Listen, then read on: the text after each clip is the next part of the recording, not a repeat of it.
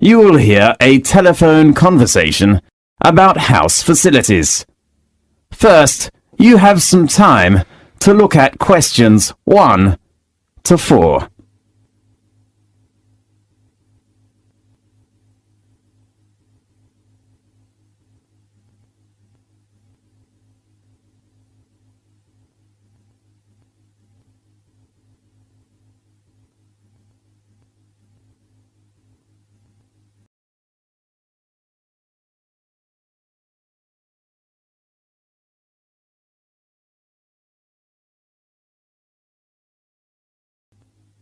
You will see there is an example that has been done for you.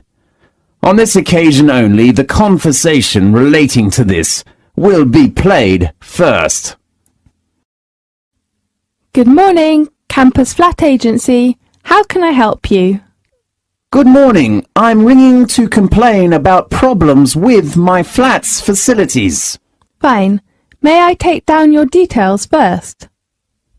The reason for dialing is to complain. So complain has been written in the space. Now we shall begin. You should answer the questions as you listen, because you will not hear the recording a second time. Listen carefully and answer questions 1 to 4. Good morning, Campus Flat Agency. How can I help you? Good morning. I'm ringing to complain about problems with my flat's facilities. Fine. May I take down your details first? Yes. What's your name? Kevin Green. OK, Kevin. And your address? I live in International House in the South area. Your room number? My room number is 16C. On which floor? The 3rd floor.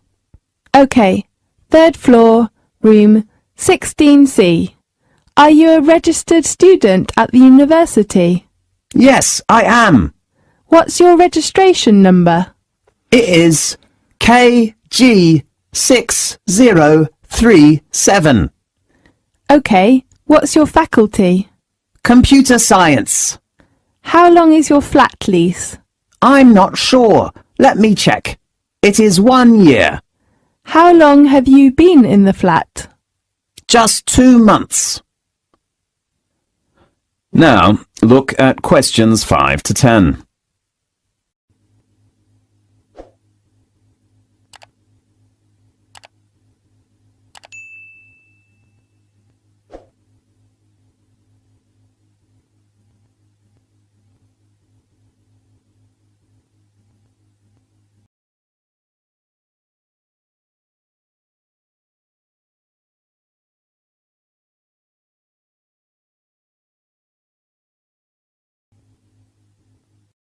Now listen carefully and answer questions 5 to 10.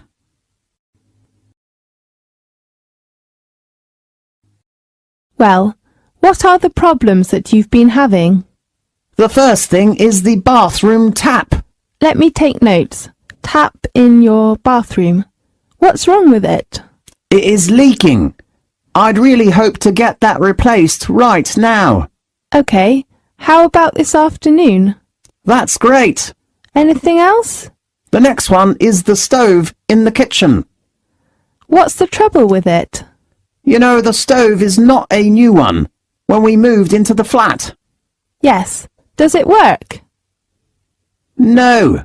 The door of the stove is broken. OK. How about repairing it next week? Fine. And the last point is the problem of the TV set. What's the matter with the TV set? It had no sound from the day before yesterday. Fine. I do hope you can repair it as soon as possible. You know, there will be a very good football match on tomorrow evening. We all hope to watch it. OK. How about we repair it at the same time as your stove? Great. Anything else? No, just 3 items. OK.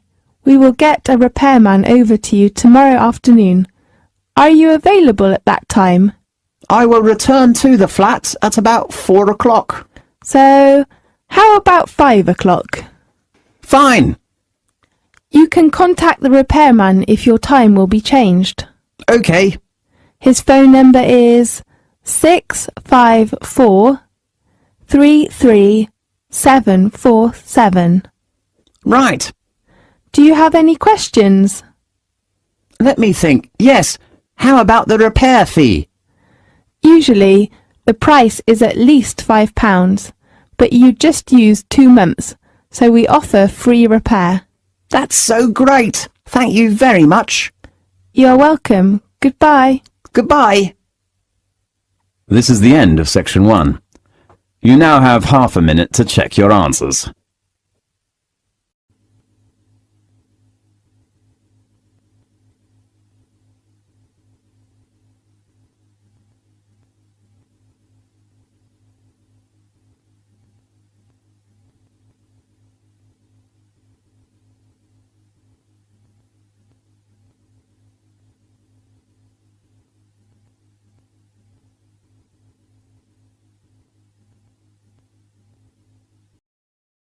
Now, turn to section 2. Section 2. You will hear a lecture about a sports centre. First, you have some time to look at questions 11 to 15.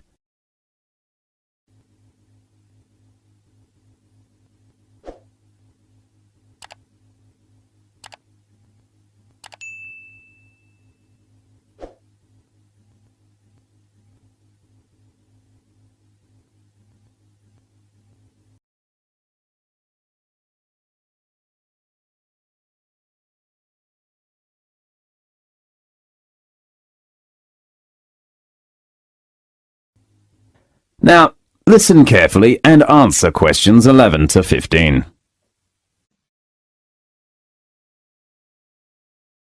Welcome to the Edge Climbing Center. I'm Jason White, Manager Assistant. I'd like to give you an introduction about the Climbing Center. The Edge Climbing Center was opened in 1994 and reconstructed and doubled its original size in 1998. The Edge is a founder member of the Association of British Climbing Walls and supports the work of the British Mountaineering Council. As you know, climbing is a great activity for keeping fit and healthy. So we aim to provide a climbing experience that is enjoyable, imaginative, and challenging. Let's begin with our facilities. The first one I'd like to introduce you to is the main hall. With over 150 routes, the main hall packs in a huge variety of climbs on featured and flat panels. Our facilities are continuously developing and feature a 13-meter articulated wall that can rotate to -45 degrees. Easier routes can be top-roped. Other routes have quick draws in place of the lead climber. We think we have every angle covered. Our bouldering area is one of the best of its kind in the country. A mixture of flat panels and featured walls provide overhanging cracks, flakes, pockets, and corners. There are angles to suit everyone, from the beginner to the most experienced climber. Located just next to our bouldering area is the small warm-up wall. You can climb at an easy standard to get those bones moving. There are lots of big holds and small crimps. In addition, it is also equipped with top ropes that are ideal for demonstrating techniques to novices. Our cafe is a relaxing place to have a rest between climbs with plenty of choice. We sell tea, coffee, and soft drinks, as well as a range of mouth-watering cakes. The Edge has 2 changing areas located on the upper floor. There are also toilets, washing facilities, and lockers. Locker keys are available from reception. Now, look at questions 16 to 20.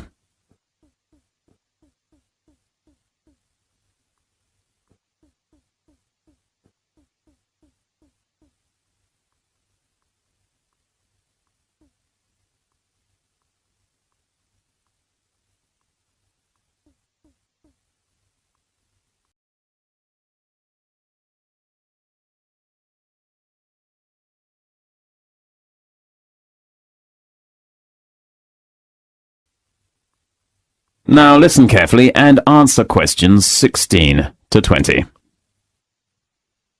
At the Edge, you can pay per visit or save on course fees by becoming a member. We have 3 types of membership. Gold membership is ideal for regular visitors. Our Gold membership packages are available for 6 to 12-month periods. You should pay £18 for half a year and £30 for 1 year. You do not need to pay any course fees. The fee of our 12-month Silver membership package is £20. Climbers have to pay £1 for each course. Both Gold membership and Silver membership is offered to climbers over the age of 18. Meanwhile, younger climbers aged from 14 to 17 should try the Bronze membership, which is more suitable. It has the same period and price as the Silver membership. We open at 10 a.m. in the morning to 10:30 in the evening, from Monday to Friday.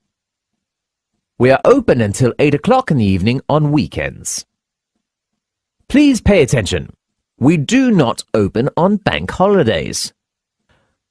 We also offer training courses, which are designed for inexperienced climbers on Monday and Wednesday evening. You can choose outdoor course or indoor course, depending on your needs. Usually, the indoor course is suitable for beginners. If you want to know more details about it, please visit our reception. Miss Morris will give you a hand. Thanks for attending the introduction lecture of the Edge Climbing Centre.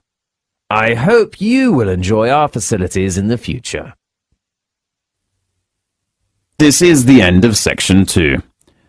You now have half a minute to check your answers.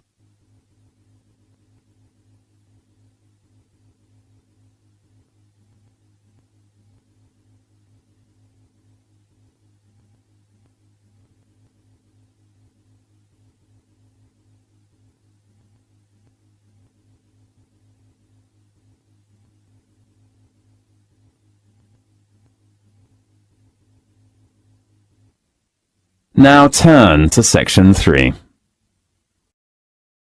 Section 3.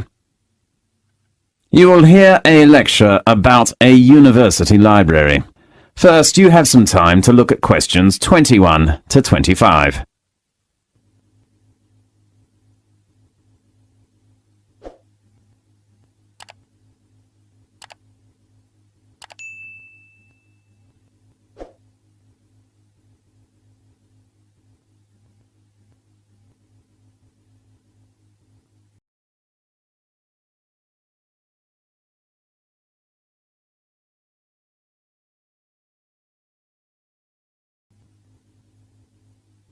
Now, listen carefully and answer questions 21 to 25.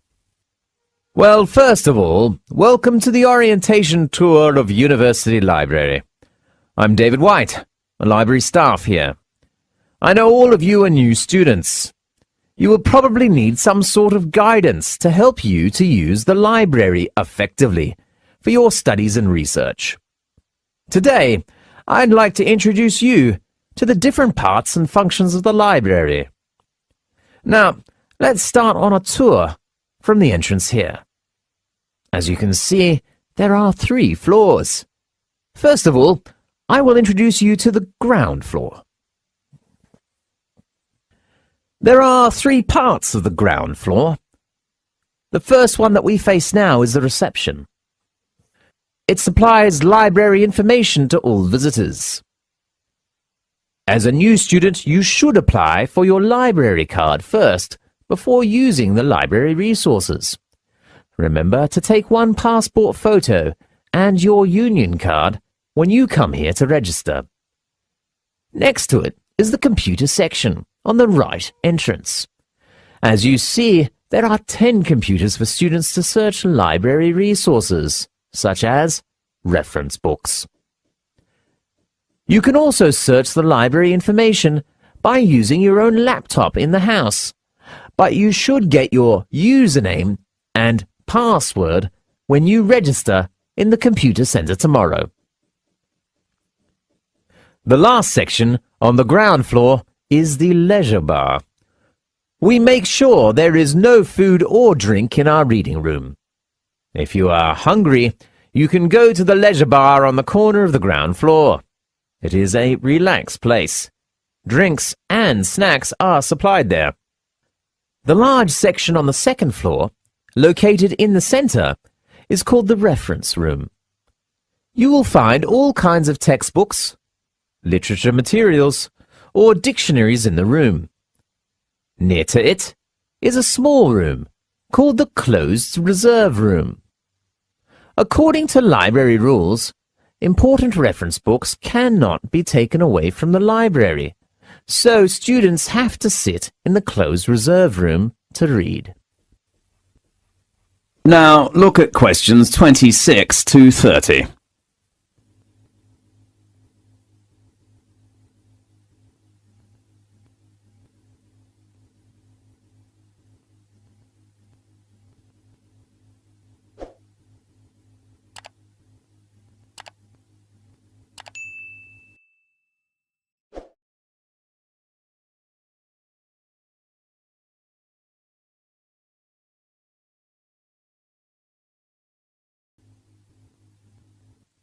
Now listen to the tape and answer the questions 26 to 30.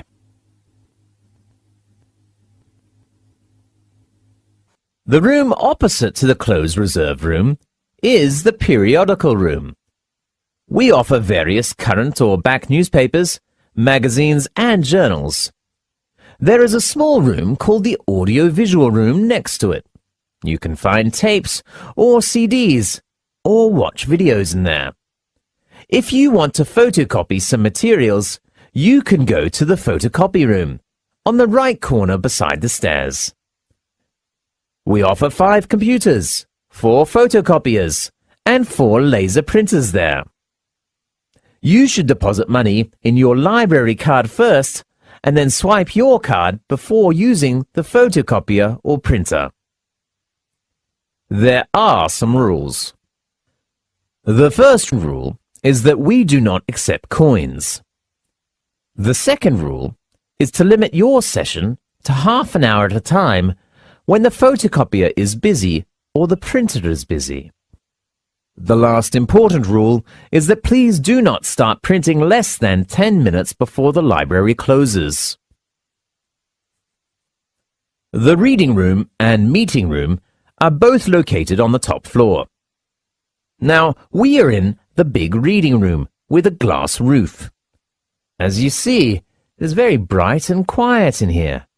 You can read books while enjoying the sunshine. The last section I wish to introduce to you is the conference room. There are some different size rooms with a round work table and multimedia equipment for teachers and students to do group work. Okay. Let's talk about some warnings.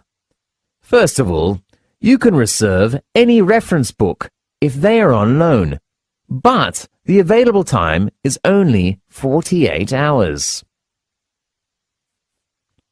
If you cannot come to the reception to take your reserved books, you will miss out. Then, if your book is recalled by the library, you have to return it within 7 working days. Otherwise, the book is overdue, and you will have to pay a fine. The other thing is your library card. All records of using library resources are in your card.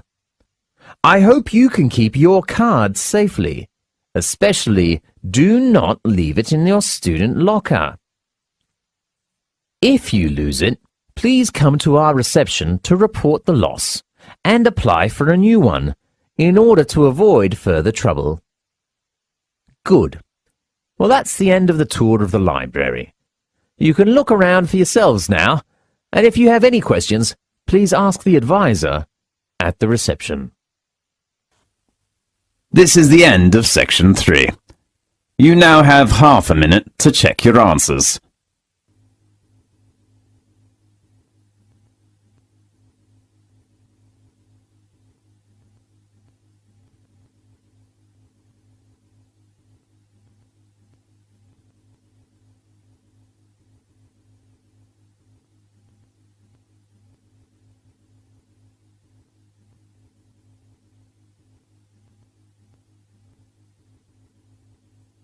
Now, turn to section 4. Section 4.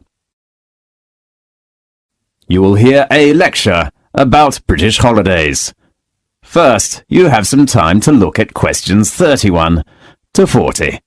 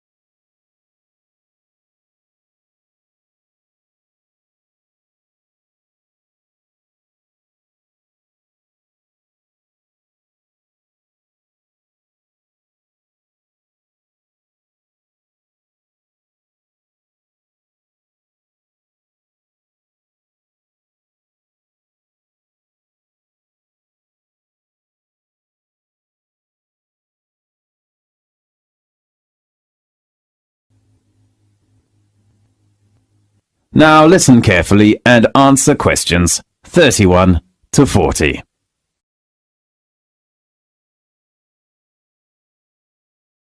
British celebrate many religious, historical, social, and cultural holidays throughout the year. Some holidays marked on calendar are celebrated throughout the country. Others are based on local customs and traditions which reflect the variety of experience in different regions. Britain remains mainly a Christian nation, but most Britons do not go to church regularly or engage in Christian worship. Because of immigration and changing beliefs, most of the world's religions are practiced in Britain, such as Hindu, Judaism, Muslim faith, and the Sikh. Christmas is the biggest and best-loved British holiday. While Christmas has a Christian meaning, it commemorates the birth of Jesus Christ. People usually celebrate Christmas by decorating homes and workplaces with colored lights and Christmas trees and ornaments and exchanging gifts. There are 3 traditional Christmas activities in Britain. One is the Christmas pantomime, a comical musical play. Another British Christmas tradition is to hear the Queen give her Christmas speech over television and radio. The British Queen is also the Queen of other nations, such as Canada and Australia, and so her speech is broadcast to millions of subjects throughout the world. The third British Christmas tradition, which is also celebrated in countries with British heritage, is Boxing Day, which falls on the day after Christmas. People used to give Christmas gifts or money to their staff on Boxing Day. However, a new Boxing Day custom has emerged. It is shopping. But for most people, it is a day of visiting, eating, and relaxing. For churchgoers, the biggest holiday is Easter, not Christmas. It is the most important Christian festival in Britain. Easter commemorates the crucifixion and resurrection of Jesus Christ. Easter is in the spring when universities and schools are closed for breaks. During the Easter period, Christians attend many church services and charity activities. Easter eggs are the main symbol of Easter. As time goes on, nowadays, people give each other chocolate or candy for Easter. There are some local festivals and holidays in England, Wales, Northern Ireland and Scotland. People can know about the different culture and customs of the 4 nations of the United Kingdom. Many festivals and customs have been invented, adopted, and used to serve political or religious functions in times of conflict. Special days in England and Wales show their national pride in their unique languages and cultures and remind people that there is much more to the UK than the English and England.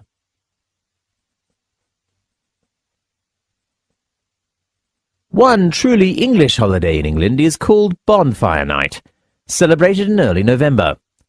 English people celebrate this event in the traditional way. Small children with a straw effigy called the Guy appear on British streets. They beg for money from passing adults. They buy lots of fireworks to set off on Bonfire Night. Most communities have public bonfires, where people gather to cook potatoes and sausages in the fire and watch fireworks performing. The biggest bonfires night celebration is held in the small medieval town of Lewes, where torchlight parades wind through the narrow streets. Northern Irish Catholics celebrate the birthday of the patron saint of Ireland, St. Patrick, on the 17th of March of each year. Patrick was a Catholic bishop who lived in the 5th century and is thought to have brought Christianity to Ireland. He lived in Great Britain, but was captured by Irish raiders and became a slave at the age of 16.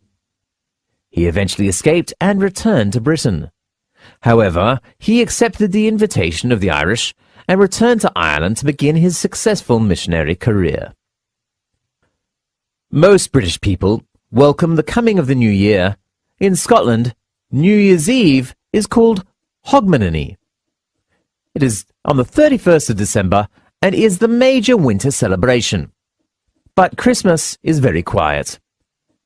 How Hogmanay is celebrated varies through Scotland, but one widely practiced custom is first footing.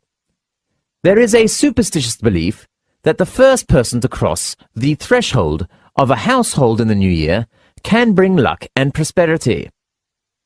The appearance of a young, preferably dark-haired and handsome man is considered particularly lucky.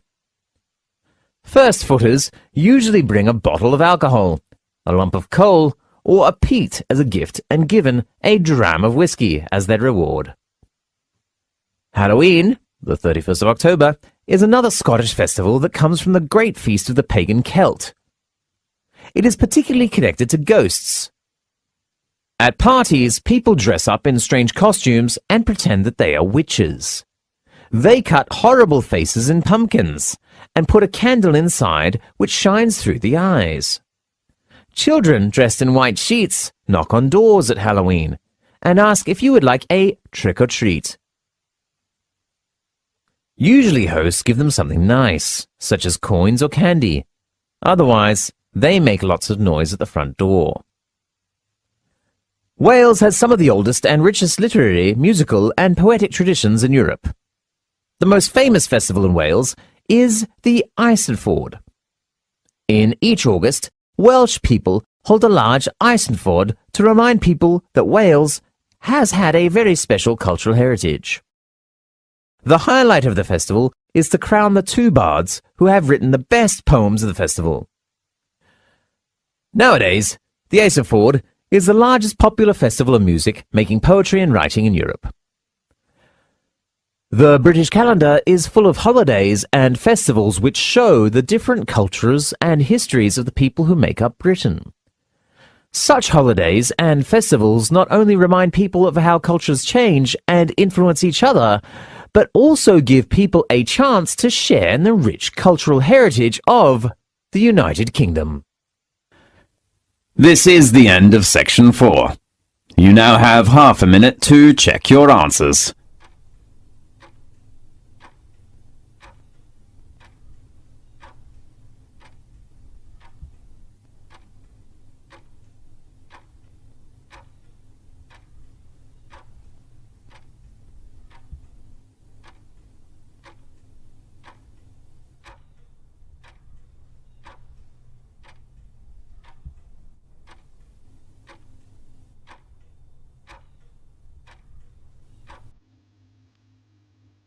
This is the end of the listening test.